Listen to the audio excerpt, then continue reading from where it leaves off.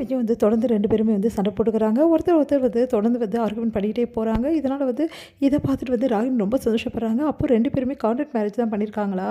ஐயோ! இது சூப்பரான லட்டு மாதிரி விஷயமாச்சே. உடனே அப்பா கிட்ட சொல்லணும் அப்படின்னு சொல்லிட்டு ஓடி போயிட்டு அவங்க அப்பாவுக்கு கால் பண்ணி எல்லா விஷயத்தையும் சொல்றாங்க. இத கேட்டு பசுபதி அதிர்ச்சி அடைகிறாரு. அப்பா நாளைக்கே காவேரி இந்த வீட்ட விட்டு போயிடுவாப்பா. இப்பதான் சொல்லிட்டு இருக்கா. கண்டிப்பா அவ சொன்னா செஞ்சுருவாப்பா. அப்புறம் என்ன காவேரி போனோனே இந்த வீட்டுக்கு நான் தான்ப்பா மகாராணி. அந்த வெண்ணிலாலாம் எனக்கு ஒரு மேட்டரே இல்லப்பா அப்படின்னு சொல்றாரு. அதெல்லாம் கேட்டுட்டு வந்து உண்மையாம்மா அப்படின்னு சொன்னோன்னே ஆமாப்பா சரி நாளைக்கு அந்த காவேரி போகிறத கண்கொள்ளா காட்சி நீங்களும் பார்க்கணும்ப்பா. நீங்களும் மாமாவும் வந்துடுங்க. காவேரி இந்த வீட்டை விட்டு போகும்போது நம்ம பார்த்து அப்படியே சந்தோஷப்படணும்ப்பா அப்படின்னோடனே சரிம்மா வந்துடுறோம் அப்படின்னு சொல்லிட்டு சொல்கிறாரு.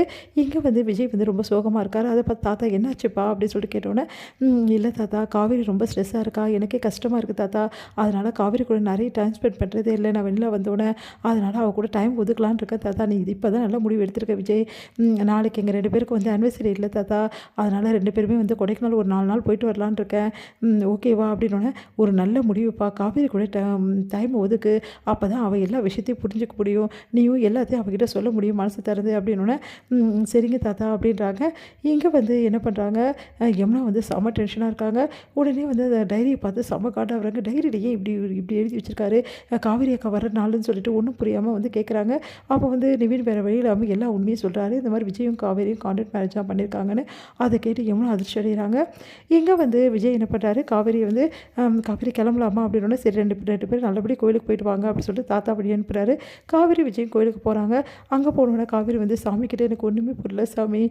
இன்னையோட 1 வருஷம் ஆகுது. இன்றைக்கி இவர் என்ன பண்ணுவார் ஏது பண்ணுவார் ஒன்றும் புரியாமல் ஒரே குழப்பமாக இருக்குது. கான்ட்ராக்ட் வந்து இன்னையோட முடிஞ்சிடுச்சு. ஆனால் இவருக்கும் எனக்கும் உறவு வந்து என்றைக்குமே முடியாது. என் மனசு ஃபுல்லாக இவர் தான் இருக்கார். என்னை இவர் அனுப்பாமல் இருக்கணும் வீட்டை விட்டு. தயவு செய்து வந்து இவர் கூடவே வாழ்கிறதுக்கு எனக்கு அருள் புரியுங்க அப்படின்னு சொல்லிட்டு சாமியை வேண்டிக்கிறாங்க. இங்கே வந்து விஜய் வந்து சாமியை வேண்டிக்கிறாரு. காவேரிக்கு இன்றைக்கி எல்லா விஷயத்தையும் நான் சொல்ல போகிறேன்.